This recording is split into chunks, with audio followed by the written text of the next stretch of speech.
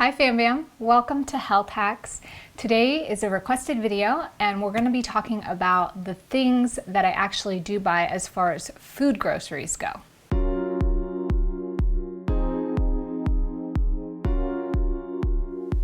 So I want to thank you for constantly bringing requests in. They keep the inspiration going. It allows me to answer you guys directly, and it's just a lot of fun to look at these areas of leveling up your reality from all different angles. So I talked about foods that I no longer buy, and you guys were interested in the foods that I actually do buy.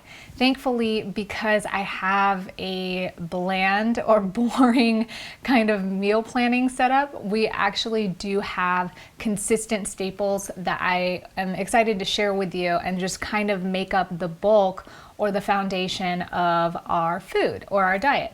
So just going right into it, the first thing at the top of my list is almond milk.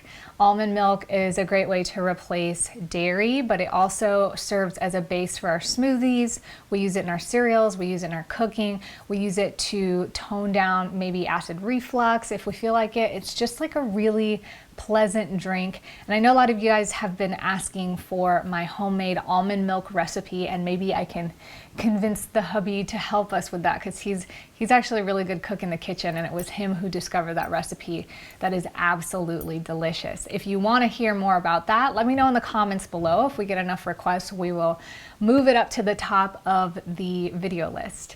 The next thing on my list is rice and quinoa. We do have a grain base. Normally, I don't eat as much grain, but in the healing of my adrenal fatigue, I have found that incorporating grain really helps to stabilize the blood sugar. And I'm really normally a fan of mono meals, but in needing to use food to stabilize my blood sugar in the past 8 months, I have found it way more beneficial to mix foods together, like a lot of veggies and grain and some meat protein as well. So currently, rice and quinoa is a staple in our diet, and I actually think of what's going to happen if another hurricane occurs.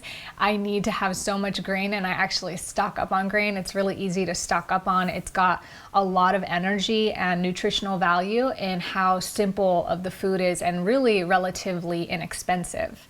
The next thing on my list is mixed greens, and at any given moment we have probably 3 varieties of mixed greens in our fridge. We typically have spinach, which is great for smoothies or mixing into rice bowls so the kids get greens in. It's really important to get greens in for your kids, and I know it's really hard to do sometimes. So mixing it into smoothies every day, and spinach is the least bitter, so it hides, especially if you water saute it in like a rice bowl and that's got seasoning or like sauces. It's really easy to hide that in wraps or in meals. So that's why we like having the spinach around.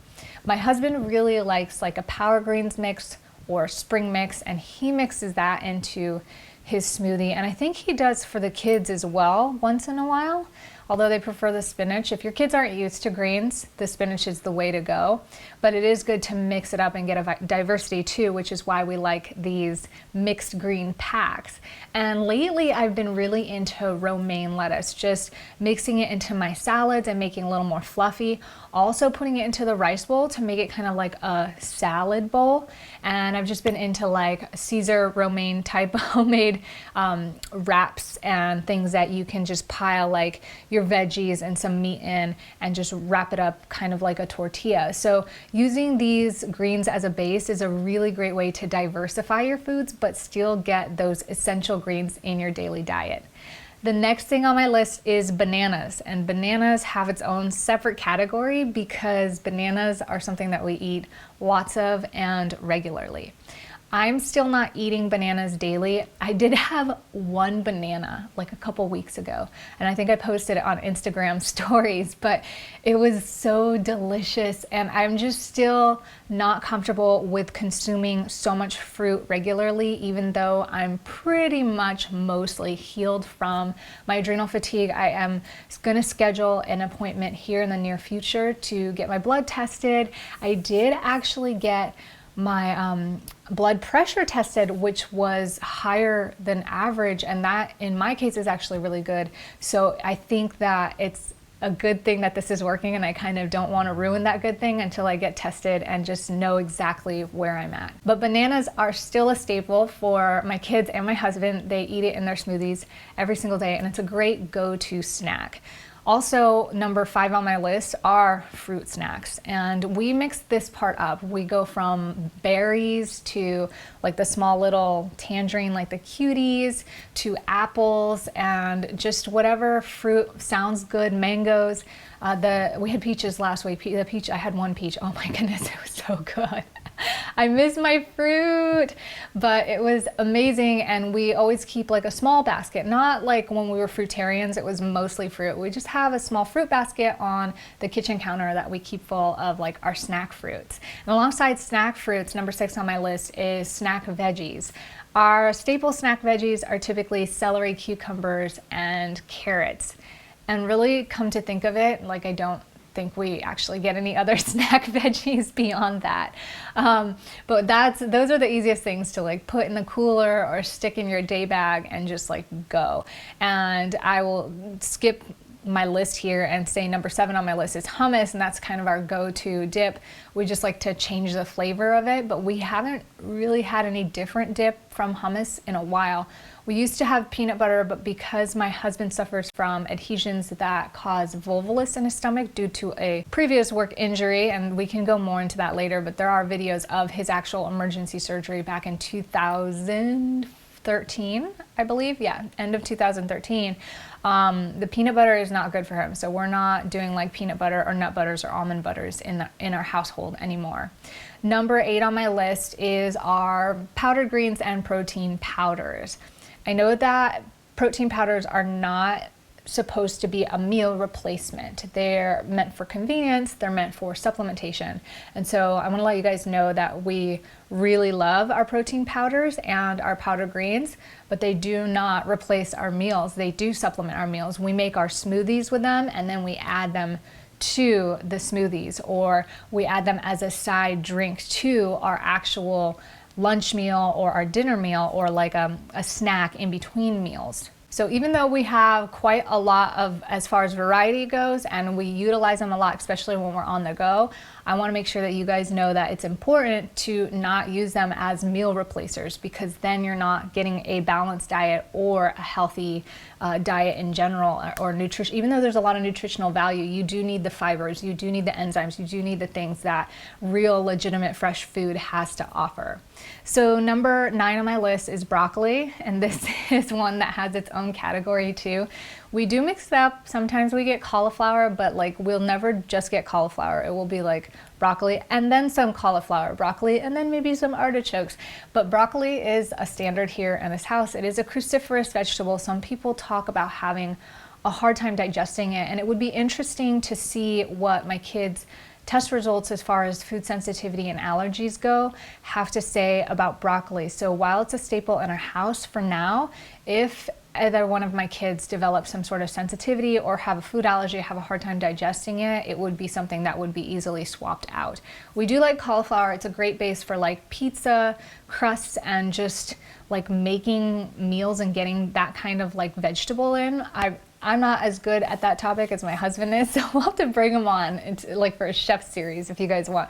But he's been really into experimenting with cauliflower and making cauliflower flour-based foods like breads and tortillas and pizza crusts and whatnot. Number 10 on my list is just nuts. We typically have like 1 or 2 types of nuts just for snacks, and we don't really eat tons of nuts actually. We just have them in a bag and stick them in our basket, and they're kind of just there for emergency, and they're there for when we feel like it, but it's not like we devour tons of nuts. In fact, I would say at this point in time, we don't even eat nuts on a daily basis, but they are a staple in our pantry. Number 11 on my list is going to be bone broth and egg whites. This is kind of our base meat or animal protein that we like to go to. The bone broth, something about it really does something well for my body, and it feels really good. Sometimes when I eat certain meats or try to incorporate more in my diet. I don't really like the way it feels. I like how light it is. It's liquid. Same with the egg whites. The egg whites feel fluffy and they just seem to settle really well. I will say if you eat too much of it or with certain combinations, they can make you gassy and it's not very pleasant. So combining egg whites with egg white protein, I try not to do, but egg white protein is something that we do carry. It's a really high quality protein. It slow releases, and that's really good for somebody in my disposition because we are looking for foods to help kind of temper or level out the blood sugars and the type of energies that it gets on a moment-to-moment basis. So that's kind of why it's our go-to. And then lastly, we do like starches, and typically with our dinners, our two main starches are sweet potatoes and black beans. I would say that it's rare we ever swap this out with anything other than different types of sweet potatoes, like Japanese sweet potatoes, yams, Hannah's sweet potatoes, I think they're called. And then beans, it's typically just black beans all the time. We've tried the big white ones, I forget what they're called.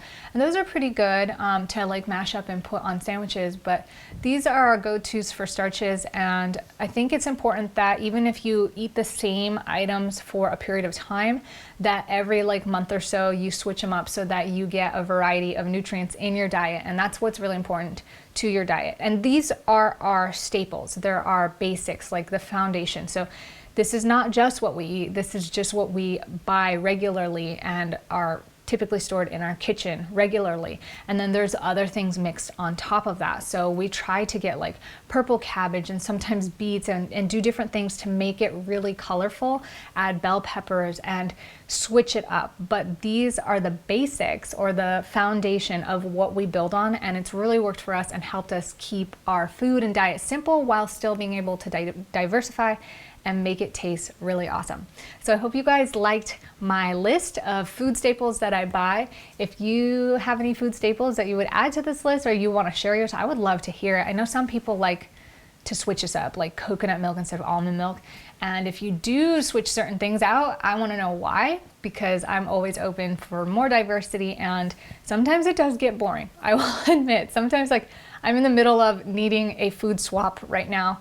And I think I went back to like a burrito bowl, like with the salsa and the lime juice, cilantro kind of flavor last night, because I've been doing like the wraps and the romaine and stuff for a while. It's kind of starting to get old. So any new ideas are always very welcome and much appreciated by me and the entire fam bam. So thank you guys so much for being here. Let me know you like this video by hitting thumbs up, and I'll see you back here for more. Ciao.